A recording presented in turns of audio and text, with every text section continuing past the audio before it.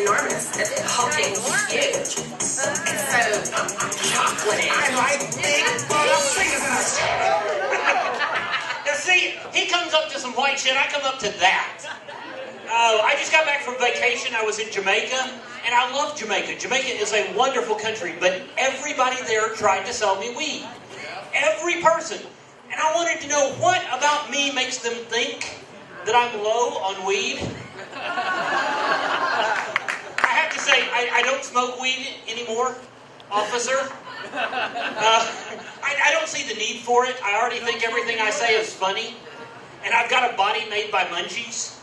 I was never a puff, puff, pass kind of guy. I was more of a puff, puff, pass the damn Cheetos.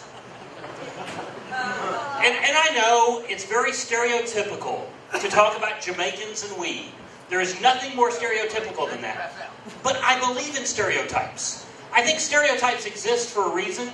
And every time I say that, somebody goes, I know so-and-so who doesn't fit that stereotype.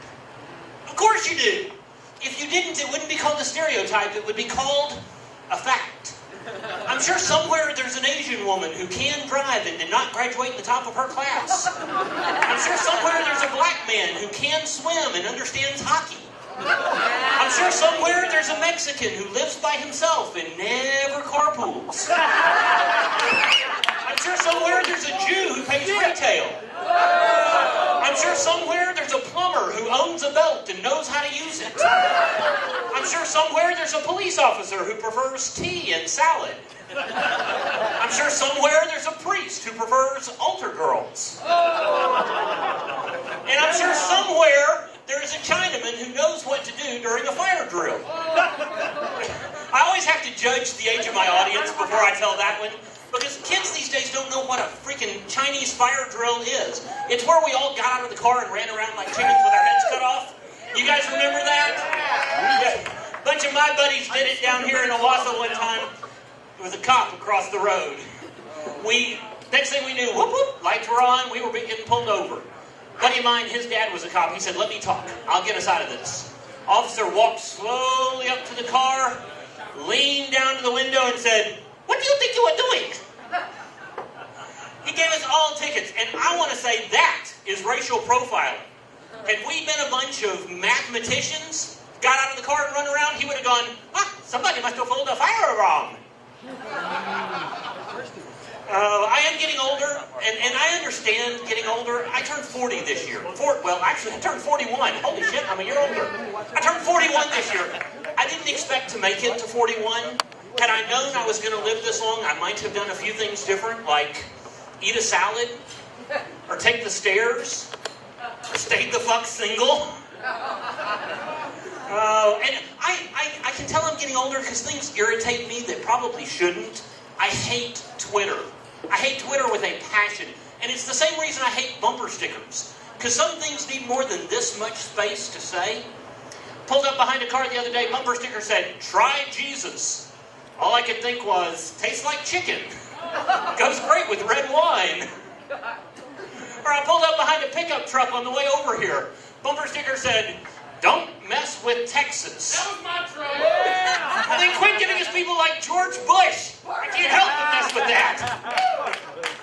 And I still like to read the newspaper, not Google headlines or Yahoo News. I like the ink on your fingers newspaper. Because you learn things that you don't learn by reading just the headlines. I was reading the other day, in Ohio, they shut down the highway for 2 hours because they thought they had a bomb on the side of the road. Turned out it was not a bomb, it was a container of frozen bull semen. Now that's a funny headline, but you have to read the whole article because the last line in the article was the most important line in the entire thing. It said the driver never realized he had lost his load. Or I was reading the other day that New Hampshire has passed this law that they continue to make their prisoners do work in prison. A lot of states aren't doing that anymore. But the interesting thing about New Hampshire is they make their prisoners stamp out license plates. And that's interesting in and of itself, but you read the entire article and you realize that New Hampshire still has on their license plates, live free or die. I just don't get that shit. I am a married gentleman. I've been married for 12 years now, or 62 and a half Kardashians. And I love my wife dearly. She had been married before, so occasionally I get introduced as the second husband. But let me introduce her one time as my first wife, and I never hear the end of that shit. And they always say distance makes the heart grow fonder. I disagree. I think distance gives you time to forget the shit that pissed you off in the first place. And I love my wife dearly, but she grew up in an extremely sheltered household. Here's how sheltered. Our boys played sports. They played football. They named the teams after colors. You had the red team, the blue team, the black team. Our boys played for the white team. My wife thought it would be a good idea to put on their t-shirts, white power. Yeah. Like, let's go ahead and call them the Mighty Whiteys. Maybe get them sponsored by Kevin's Krispy Kreme. And I have to say, my wife is not racist in the slightest. She's clueless, but not racist. But she has this thing for shoes. She says if the shoe fits, buy it in 3 colors and 2 heel sizes. You agree, huh? I will never understand why you ladies will pay hundreds of dollars for these designer name brand shoes, because you are not doing it for us guys. Because if you are ever interested in a guy who knows the difference between patent leather peep-toe Jimmy Choos and platform peep-toe Christian Louboutins, he's not interested in you. It's the shoes. Or maybe your brother, but definitely not you. And I tell my wife all the time that, you know, when you ladies get dressed, you have to sometimes think like a guy. You guys use different terms for things than we know.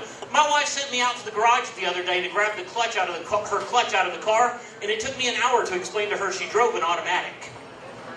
and I was walking down the street the other day, and I saw a lady in this deep V-cut T-shirt, said "Guess" across the front.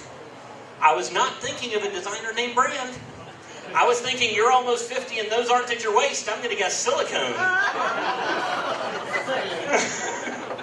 Or I was walking down the road the other day and I walked up behind this guy wearing skinny jeans.